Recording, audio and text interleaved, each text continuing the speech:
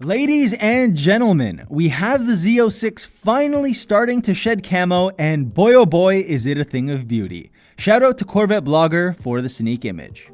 So, welcome back to Daily Downshift. My name is Orest, and here is my take on the 2022 Z06. More specifically, I will describe what we're seeing and what we should expect once this car is fully uncovered.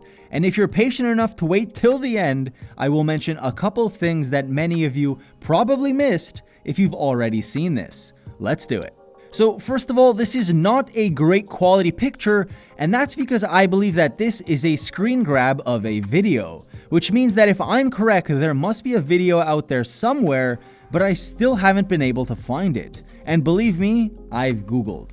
Just a brief overview, this Z06 was testing at Grattan Raceway in Michigan, which isn't that far away from our location, and it's really tempting us to drive down and test our luck with getting a peek. That would be a dream. Now this really excites me because I can tell that GM really held out in the wheel department. They gave the C8 Stingray wheel options that were barely palatable at best. They're just quite bland, the offset isn't great, and there's just no concave design to them whatsoever. At least we didn't expect epic rims on that car.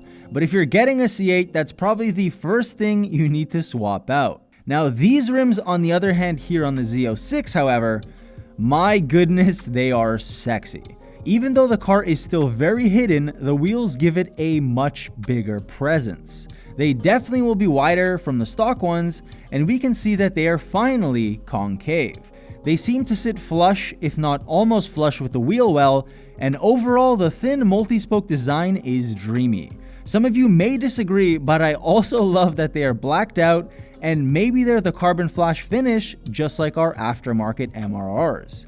With that being said, I am also quite certain that these are not the carbon fiber wheels, which just makes me even happier because for stock rims, this ticks every single box. It's really kind of crazy how much a nice set of rims can drastically change the visual impact of a car. Something else which catches your eye right away is that wing. Yes, we've seen it before on the test mules, but it was wrapped in camo. Now we can see it in all of its glory. And like I said in that video, I really like this wing. I think the height and the shape of it matches the curves and stature of the vehicle perfectly. But more importantly, this is highly functional, and I'm sure it's helping downforce for the impending track use. And what I mean by that is, if you buy one of these and you're not taking it to the track, then I really have no idea what you're doing. Because from what I see, the track is where this car should reside. Continuing with aero, we can see what looks to be front canards or dive planes, which look incredible on race cars, but let's be honest, function. Now, these may not drastically contribute to the downforce, but they do help with balance at high speeds and to relieve pressure. They're actually quite complicated, so I won't really get into it too much. But again, it's so race car and I absolutely love it. If we look to the side of the vehicle, specifically at the rocker panels, we can tell that they are definitely much wider and more aggressive, even though they're quite enclosed by that camo wrap. Now, I really can't tell, but it does look like the exhaust tips are located on the outside here, but it could very well be a center mounted exhaust and I just can't see. The images are a little bit too dark, so it's really hard to notice the fine details. And this does confuse us a little bit because we thought maybe the Z06 would be the center exhaust model and the E-Ray would have them just like the Stingray. So not really sure about that, but what I am certain about is those newly revised grills below the taillights. These grills, which are really vents for the hot engine, appear to have been widened significantly from the C8. And even though I can't see all the lines of this vehicle, I really think I'm digging the look. Anything that goes wider always looks significantly more aggressive, and that rings true here.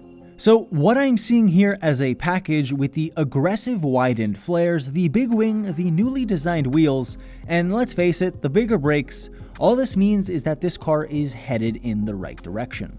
Finally, two little things that you may have missed if you've already seen the image. Firstly, if we look just under the rear wing, I can see something that looks a little bit out of place. It could be the camo or the angle of the photo playing tricks on my eyes, so I really could be completely wrong here. But it does seem as if there's a bit of a wicker or a lip that runs along the top of the trunk, just below that large wing. I'll point that out on the photos right here. The rear of the Stingray seems a bit more smooth and tamed compared to what I'm seeing here, so I do think we can make a mild distinction here. Definitely let me know in the comments below if I'm looking at this wrong or if there really is something there, and take a closer peek if you can. I do hope I'm not wrong because it really looks like an awesome little touch. Secondly, and this part is even more fascinating, the lower part of the bumper and the diffuser are significantly beefier. It's hard to tell with that camo wrap, but if you look just behind the rear wheel, and again I'll point it out, look how much it sticks out. If you look at the original image, it blends very nicely and it's seemingly flush. But once zoomed in closely, you can really tell we're dealing with something special here. The C8 Z06 definitely didn't have anything this wild, and it kind of reminds me of what I've seen on the Lamborghini Huracan Evo. And I have to say that I cannot complain about that. I'm sure there are going to be much more details once we see the front end and the car starts shedding even more camo in the coming weeks, but I have to say that this is really reminding me of the C8R. With how crazy everybody thought that the C8 Stingray was about all the angles and the general design language, I think this one is moving that bar even higher, and not by a little. We know that this is going to be an animal with the new engine and the resulting exhaust note, but what I've noticed is that there is clearly room to make aesthetic improvements, and they're really not sleeping on that. So that is going to wrap up my video, and I feel as if I repeat myself on every update video that I make, but we are so thrilled anytime we see any new photos, videos, or updates. But more specifically, we keep seeing things that make us fall for the car even harder. I honestly can't recall one negative thing about all the details that keep coming out about this car, and that's where Presenter stops and critiques the price. However, we know that this should stay relatively affordable, so watch out supercars, it's about to get real. With that said, let us know what you think about these new details. The wing could be a point of contention for some individuals, I can understand that, but I'll be surprised if people dislike those rims. More importantly, am I right about that tiny but noticeable rear lip just under the wing, or am I starting to lose it after examining this picture for about 5 hours? Also, please don't forget to like and subscribe, as we would very much appreciate the support. And as always, thank you very much for watching. I look forward to the next one. Take care.